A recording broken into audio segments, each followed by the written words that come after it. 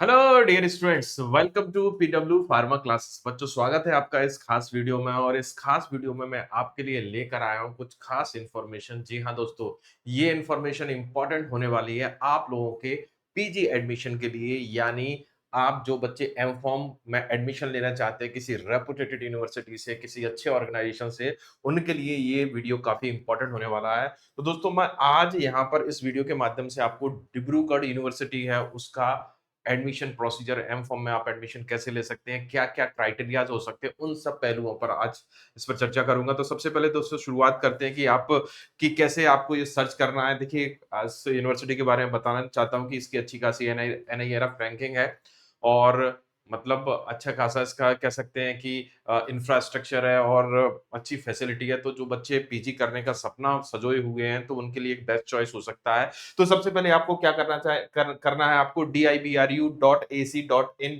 Oblique post oblique admission notice for B form and M form, इसको आपको type कर देना है। सिंपली अगर आप टाइप करेंगे यहाँ पर dibru.ac.in, तो यहाँ पर आपको ऑफिशियल वेबसाइट इसकी ओपन हो जाएगी आपको इस यूनिवर्सिटी की। और यहाँ पर आप देख सकते हैं इस तरीके का इंटरफेस आपको देखेगा।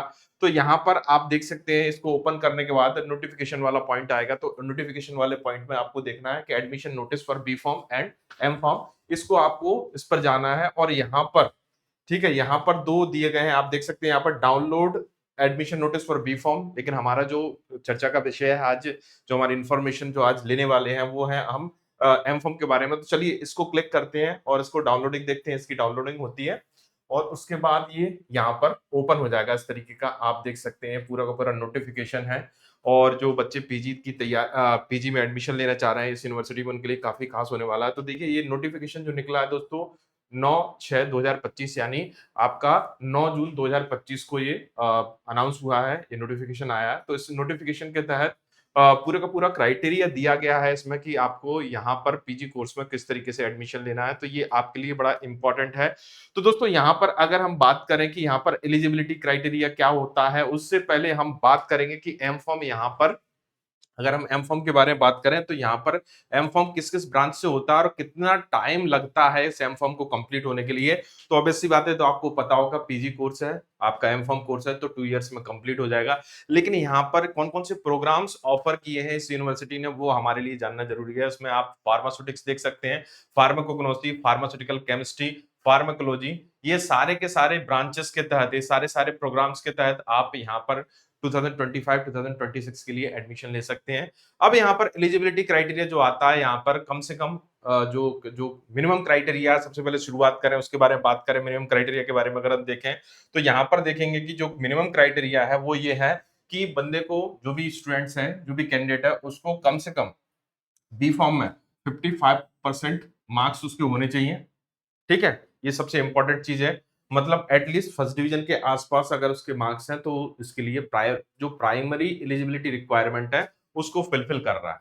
इसके अलावा एक और इंपॉर्टेंट चीज, जिस कॉलेज या यूनिवर्सिटी से पास आउट है वो पीसीआई या एआईसीटी रिकॉग्नाइज होनी चाहिए। हमारे लिए अब एआईसीटी पीसीआई हो गया है, तो पीसीआई रिकॉग्नाइज होनी चाहिए। और जो कैंडिडेट 8 सेमेस्टर कंप्लीट कर चुके हैं, या कह सकते हैं आपका बी फॉर्म कंप्लीट कर चुके हैं, वो तो एलिजिबल होंगे। इसके अलावा 8 सेमेस्टर वाले कैंडिडेट जिनका एग्जाम हो चुका है या एग्जाम होने वाला है और उनको लगता है कि उनका रिजल्ट एडमिशन के समय तक आ जाएगा, तो वो भी इस कह सकते हैं कि इस एडमिशन के लिए या इस प्रोसेस के लिए एलिजिबल रहेंगे।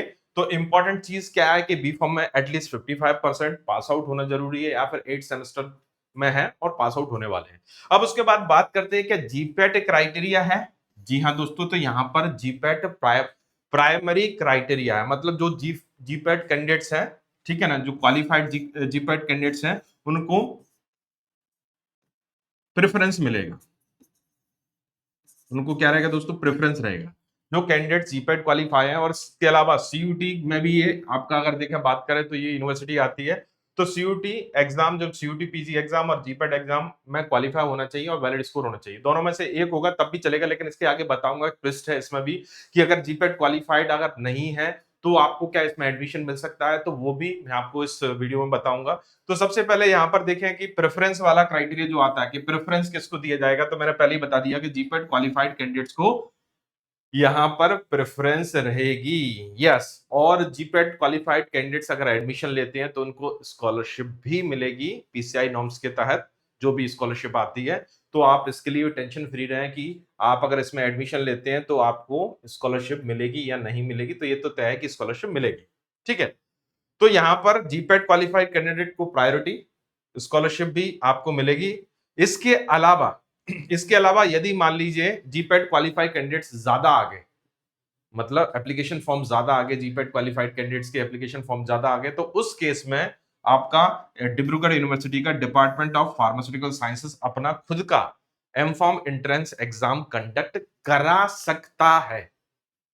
देखिए, ये डिपेंड करेगा नंबर ऑफ एप्लीकेंट के ऊपर, तो करा सकता है। तो इसलिए इसलिए आप दोनों चीजों के लिए तैयार रहिए। सीधा एडमिशन भी मिल सकता है जीपेट स्कोर के बेस पर, अगर नंबर ऑफ कैंडिडेट ज्यादा रहेंगे तो उसके कारण आपका एडमिशन मिल सकता है। लेकिन इसमें एक चीज है, मैं आपको इसमें एक चीज जोड़ना चाहूंगा कि अगर एप्लीकेंट ज्यादा आए, कौन से वाले एप्लीकेंट, जो कि आपके जीपीएल और जीपेट क्वालिफाइड कैंडिडेट्स नहीं है।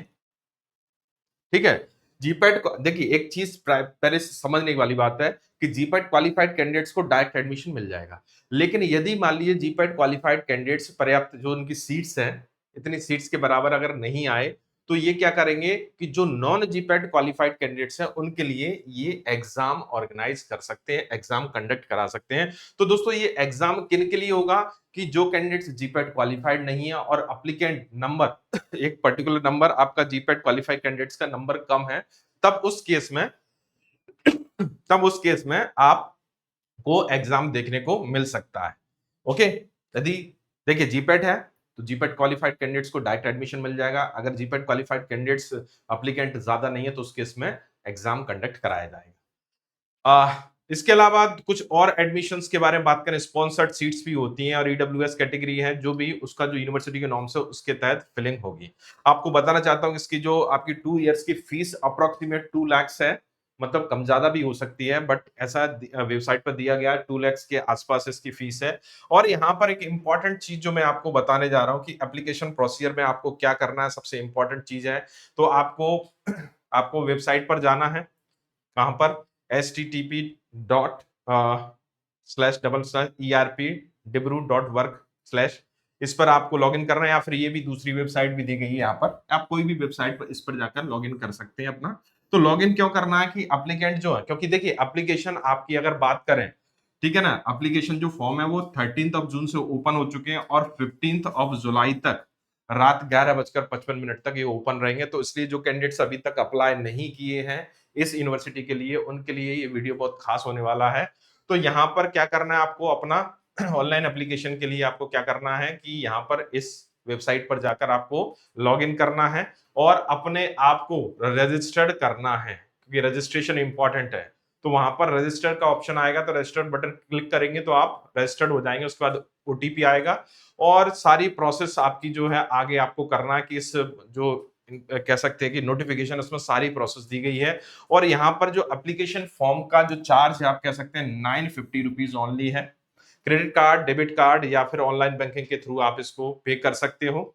ठीक है, लेकिन ध्यान रहे कि सबमिट करने से पहले आप अच्छी तरह अपनी जो भी आपकी जो कह सकते हैं कि एंट्रीज हैं उनको प्रॉपरली आप चेक कर लें, तभी उसके बाद आपको सबमिट करना है। ध्यान रहे इस चीज को। ओके, अब आगे चलते हैं और देखते हैं और क्या क्या है इस नोटिफिकेशन में। तो यहाँ पर अगर हम बात करें तो यहाँ पर टोटल सीट्स के बारे में अगर बात करें तो यहाँ पर फार्मास्यूटिक्स की 15 सीट्स हैं, जिनमें 2 स्पॉन्सर्ड हैं, ईडब्ल्यूएस की 2 सीट्स हैं। तो टोटल मिला के फार्मास्यूटिक्स की 17, फार्मास्यूटिक्स ब्रांच की 17 सीट्स हैं। फार्मास्यूटिकल केमिस्ट्री की 6+1 यानी 7 सीट्स हैं।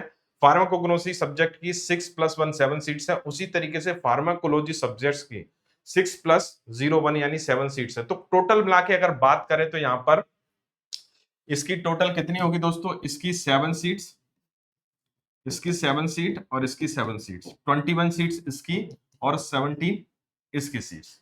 तो आपकी अगर हम देखें तो 38 टोटल कितनी सीट्स हो गई यहाँ पर, 38 सीट्स हो गई। ओके, तो यहां पर मैं फिर से बोलूंगा जीपैट क्वालिफाइड कैंडिडेट्स को प्रायोरिटी रहेगी। और एक और चीज है इसमें, जो डिब्रूगढ़ यूनिवर्सिटी से जो कैंडिडेट्स पास आउट हुए हैं उनके लिए यहाँ पर 80% सीट्स क्वालिफाइड रहेंगी, 80% सीट्स जो उनके लिए रिजर्व रहेंगी कह सकते हैं, मतलब प्रायोरिटी दी जाएगी, लेकिन कंडीशन इसमें है जीपैट स्कोर कार्ड होना चाहिए। तो यहाँ पर जो बच्चे डिब्रूगढ़ यूनिवर्सिटी से बी फॉर्म किए हैं तो उनको ऐसा लगता है मुझे इस प्रोविजन जो दिया गया है उसके थ्रू अगर हम बात करें तो लगभग लगभग उनको एडमिशन यहाँ पर मिल ही जाएगा। और दूसरी यूनिवर्सिटी से जो क्वालिफाइड कैंडिडेट्स हैं, जीपैट क्वालिफाइड कैंडिडेट्स हैं, उनके लिए 20% सीट आरक्षित रखी गई है। और भी जो आपका जो क्राइटेरिया रिजर्वेशन का क्राइटेरिया वो पूरा फॉलो किया जाएगा, ठीक है।